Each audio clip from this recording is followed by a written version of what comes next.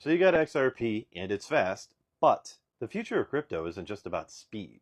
It's also about identity, compliance, and ISO 20022. Now, I know we're kind of burnt out on hearing about ISO 20022, but you'll see why I'm kind of tying these things together. So just to rehash for those who don't know, Ripple was the first blockchain company who joined the ISO 20022 standards, which is the same global messaging format that Fedwire uses, which means that RippleNet, which for those who also don't know, is the banking software that Ripple uses. And Ripple's the company behind XRP. And RippleNet can speak the same language as every other major bank in the world. Now, this is where it gets a little deeper with LEIs, which are legal entity identifiers. Think of them as like digital birth certificates for companies and financial institutions. They're 20-character alphanumeric codes that are globally unique, mandated in over 100 jurisdictions. And yes, Ripple Labs has one. They registered in July 2024. It's active and issued, but why would they need it? Because this is how all the companies using cryptocurrencies are going to have to play in the regulated sandbox of the future. And now you're thinking, why does it matter? I'll tell you that too.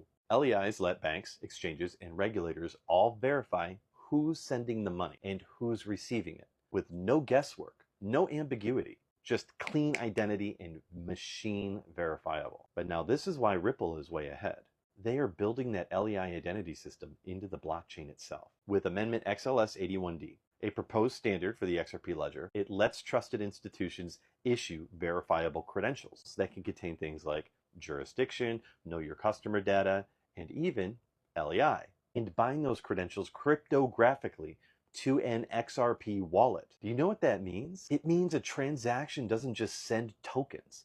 It proves who sent them and who received them on chain. These credentials are digitally signed by a trusted issuer. It could be a government, could be a financial institution, or a GLEIF accredited investor. And once signed, they're tamper-proof, cryptographically sealed and verifiable in milliseconds. That is real compliance, built right into the rails that we're going to be using.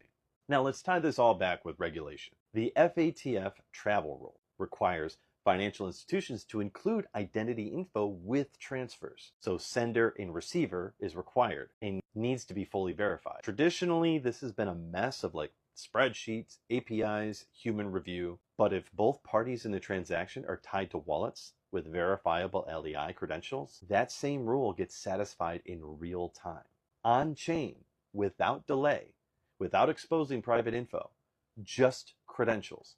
Cryptographic signatures. Now pair that with RippleNet, Ripple's global banking-grade messaging system, which is designed to move value across borders and carry ISO 20022 compliant data. That means a future payment between two institutions could